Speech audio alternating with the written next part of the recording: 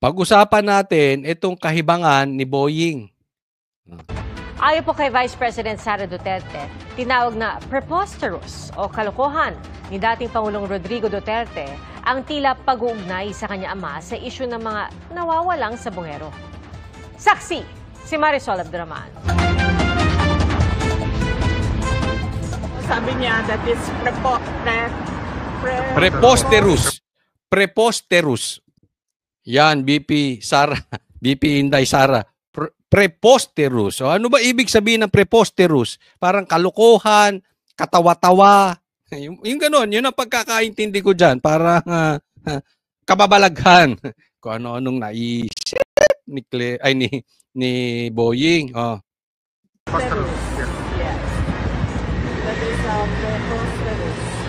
Ito raw ang naging reaksyon ni dating Pangulong Rodrigo Duterte nang sabihin sa kanya ni Vice President Sara Duterte na tila iniuugnay sa dating Pangulo ang issue sa missing sabongero, kasunod ng pahayag na ito ni Justice Secretary Crispin Remulla. May mga taong parehong involved sa pagpatay ng tao sa drug war at sa isabong. As far as we can trace right now, but we will have to establish clearer links to each other. Teka na. Ano kayang tinitik na gamot nito si Boying? Okay, alam naman natin di ba, na public knowledge naman na nagkasakit ito. So alam naman natin, pagka may sakit, may mga maraming tinitik na gamot. Sa katunayan, nangayayat yan, di ba? Hindi natin sure kung siya ba'y naoperahan. But anyway, ako'y nagtatanong lang, ano kayang tinitik na gamot nito si Boying Remulla? Ano kayang tinitik nito multivitamins? Kasi kung ano-ano pumapasok sa isip niya. Ngayon pumasok naman sa isip niya na may connection sa drug war. Kaya nga ang sabi ni PRRD, preposterous, kalokohan, katawa-tawa ka, Boying, nag-i-imagine ka ba? Ikaw ba ay nasa langit? Para kang nasa happy moment ka. Kung ano-anong naiisip mo. Yan yung sinasabi natin kay Claire, iiwan niya ang PCO na parang na basura. Ito naman si Boying, iiwan ng kung sakaling aalis na siya dyan as SOJ, iiwanan niya ang DOJ na katawa-tawa. Hindi katiwa-tiwala. Nasira ang DOJ. Di ba? Pambihira. Baka mamaya sabihin ninyo, pati yung namatay diyan sa Beverly Hills at ang sinabi ay ang ikinamatay ay tungkol sa Coca-Cola. Sabihin ninyo, kasalanan ni PRRD kasi siya nagpadala doon ng Coca-Cola. O kasalanan ni PRRD kasi nagpunta siya roon, tumakas sa dahig, tapos nagbigay ng Coke. Ganyan na po Alam nyo, nung unang lumabas, paalala ko lang sa inyo, nung unang lumabas yung patungkol sa isabong, anong sabi ko? Unang-unang labas, ayaw ko magkomentaryo kasi sabi ko, sa SMNA ko pa sinabi sa programa namin, dahil, tingnan ninyo, i-connect sa Duterte. At that time, mukhang imposible. Kasi talagang malabo. Talagang katawa-tawa. Ginawa. Hindi ba? Bukas makalawa, si PRRD ang pumatay kay Andres Bonifacio. Si Tatay Digong kasama si Baste at saka si Pulong, pinatay si Jose Rizal. Kakuntsaba nila ang mga Kastila, Chinese, Taiwanese, lahat ng nis. Para mapatay ang mga bayani ng Pilipinas. Hindi na ako magugulat, sa totoo lang. Baka sabihin ninyo, imposible naman yan, Coach. Baka mamaya mangyari na naman nakauna na tayo ng balita. Wala nang imposible pagdating kay Boying. Naalala nyo dati? Sa Bucor, hinalungkay nila ang Poso Negro dahil meron daw buto. Doon daw tinapon. Doon daw nilibing yung mga tao. May nakuhang buto. Ang findings, buto ng chicken. Ganyan po mag-isip. Ganyan. Tas nawala na sa balita. Ang datingan nga may pinagtakpan lang silang balita. Bigla na lang nawala. Wala na. Bye-bye. Next topic sila. Parang vlogger din to si ano eh. 'Di ba? Nakikita nyo na yung mga vlogger na walang mahanap na content.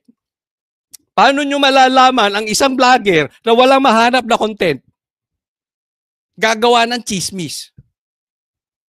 Para may content. Tapos pag may content na ulit, iwan na yung chismis. Dito tayo sa content. Ganito ginagawa nito si Boying. Bigla niya na rin iniwan nyo sa Bucor. Ngayon naman, ang pinagtitripan, bulalo, sa Taal. Kasalanan ni PRRD. Connected. Ganyan po. Kaya nga sabi ni Bato, huwag kayo kung sabi ng kung ano-ano. Siguraduhin ninyo. Puro kayo announcement eh. Wala pa nga nangyayari, announce na kayo ng announce sa media. 'Di ba? Yan ang gusto nila eh. Siraan ng Duterte, trial by publicity. Kasi kung talaga may kasalanan si Atong Ang, wala nang ganyan-ganyan. Wala nang drama-dramang ganyan. Diretso na yan sa hukuman. Nidemanda nyo si Atong Ang. Bakit nagsusumbong kayo sa media? Di ba? Alam nyo kung bakit? Kasi kukonek kay Duterte. I-connect nila sa mga Duterte. Wala silang content ngayon eh. Meron niyang pinagtatakpan na balita. O kayo na lang, magsabi kung ano yung pinagtatakpang balita. Pag tapos na yung balita, balik na sila doon sa iiwan na yan si Atong Ang. Wala na naman. To each other. Ang negosyanteng si Atong ang itinuturo ng whistleblower na si Patidongan na masterminds sa pagpatay sa mga sabungero. Si Ang ay dating kliyente ni Attorney Ruth Castelo na tagapagsalita na ngayon ng Office of the Vice President. Ang galing. Ang galing din ang intro ng saksi, no? Na-i-connect pa yung spokesperson ni BP Sara kay Atong Ang. Connect. Explain. Ang paglilinaw ni Castelo, matagal na siyang walang koneksyon kay Ang.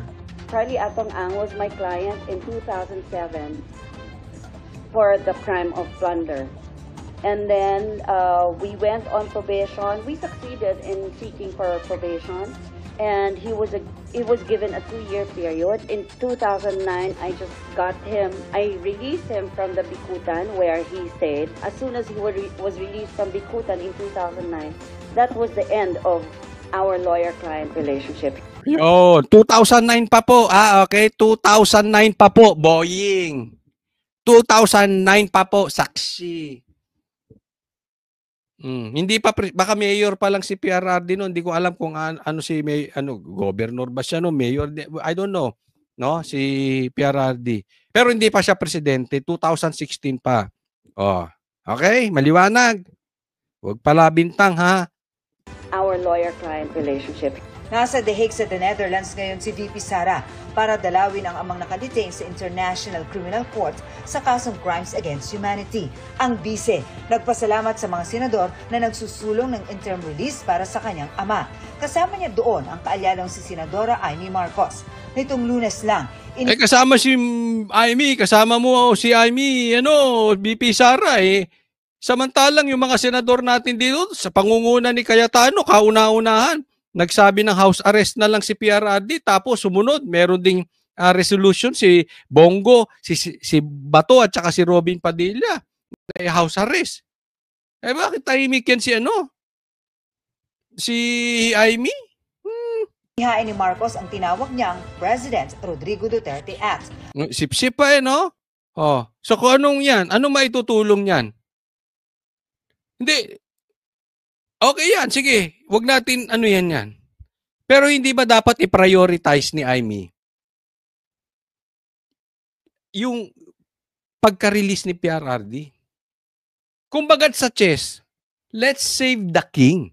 That's the top of our priority. Ma-release si PRRD. Kasi kung may masamang mangyari kay PRRD, possibly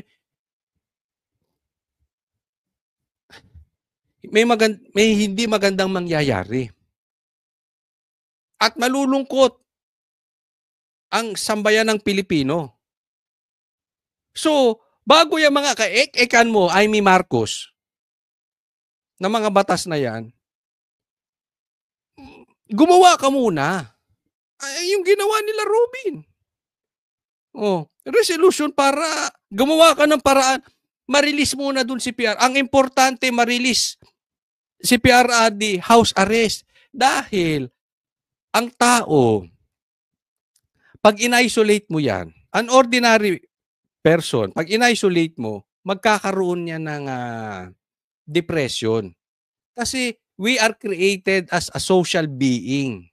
So, kailangan natin ng laging may kausap,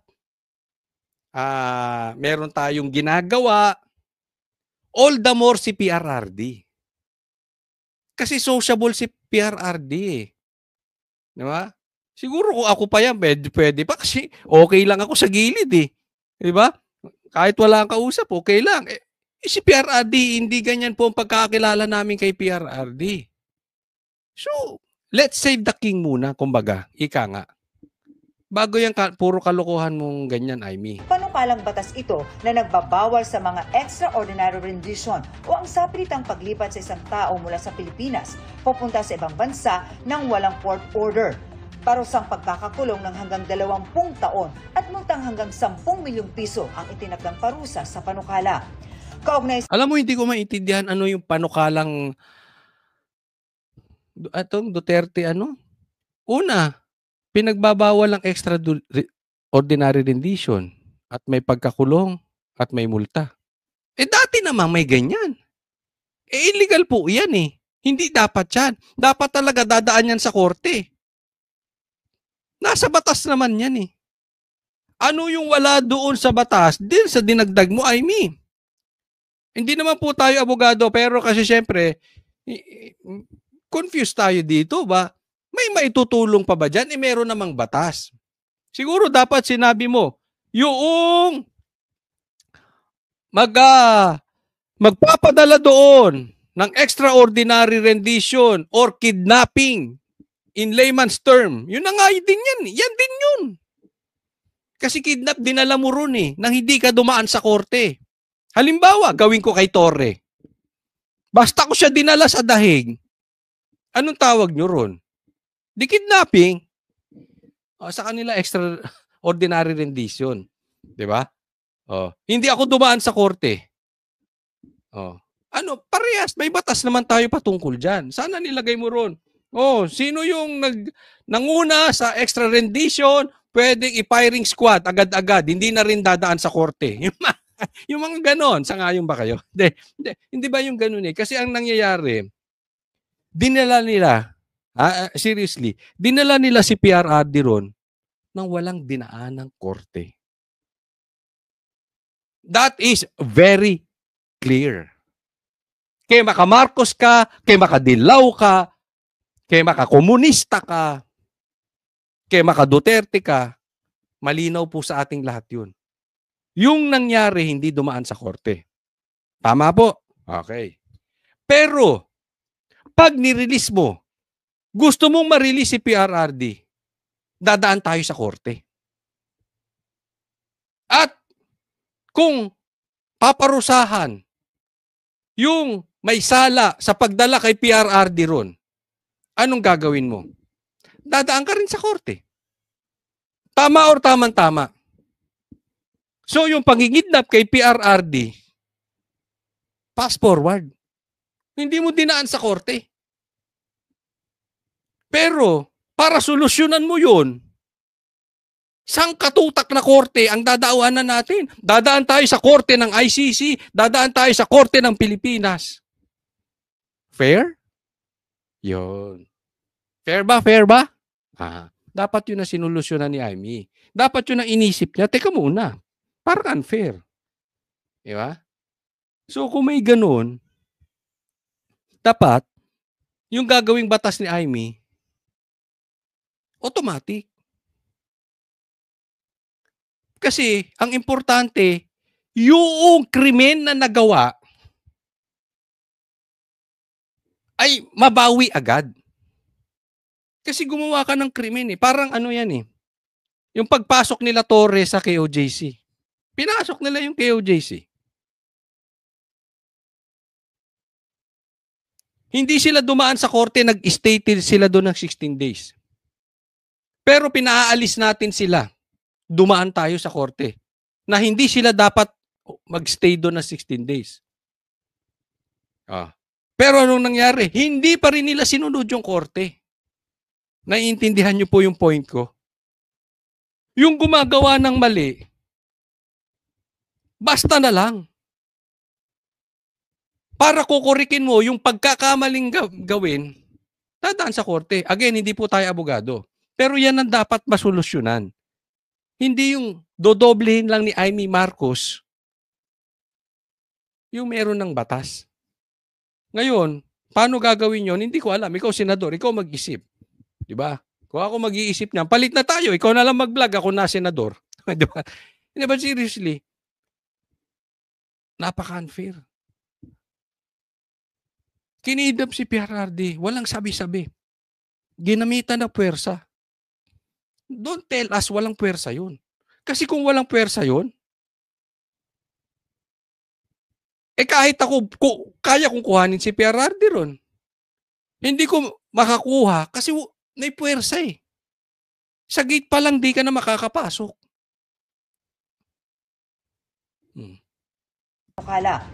Kaugnay sa impeachment, handa naman daw ang BC na harapin ang kaso matapos lumabas sa resulta ng SWS na 66% ng Pilipino ang nagsabi na dapat harapin ito ang impeachment para masagot ang mga aligasyon laban sa kanya. Ipinauubayan na raw ng OVP sa korte. Ito sa akin, okay. 66% daw pabor sa impeachment, sabi ng SWS. Hello? Naniniwala kayo sa survey na yan? Yung election nga, sabit-sabit sila eh. Yung panalo sa election, iba dun sa survey. Ayokong husgahan. Pero kayo, naniniwala ba kayo dyan sa pa-survey ng SWS? Okay? Ako, in my opinion, walang kwenta yung SWS. Wala yung survey na yan. Wala yan. Alam niyo yung survey na yan? Tumaas ang trust rating ni Marcos ngayon lang. Sa nangyayaring kaguluhan sa Pilipinas, walang proyekto. Tumaas pa ang trust rating ni Marcos. Tapos si Sara hindi tumaas. Naniniwala kayo dyan? Naniniwala kayo sa SWS? Kung naniniwala kayo, karapatan nyo yan. But as far as I'm concerned, wala yan. As in, not even close to reality. Yang survey na yan. Harapin ito ang impeachment para masagot ang mga aligasyon laban sa kanya. Ipinauubayan na raw ng OVP sa Korte Suprema ang usapin sa impeachment. Pero ayon sa tagapagsalita ng OVP, mas mainam daw kung hindi na ito itutuloy. We'll be very lucky actually as a country because we'll save millions and millions of people of money on a trial that is technically defective from the beginning. Mas marami tayong kailangan na pagkagastahan kesa sa trial na mati-technical rin sa dulo. Kita mo, meron kayo na obserbahan? Meron kayo na obserbahan? I-compare nyo sila ni Claire. Sige. Compare nyo sila ni Claire. Tingnan nyo kung paano niya sinagot ang tanong. How professional she is. Ayan ang spokesperson. Di ba? Yung boses ng Vice President ang nananaig. Siguro, si Marcos, presidente, palingkera din.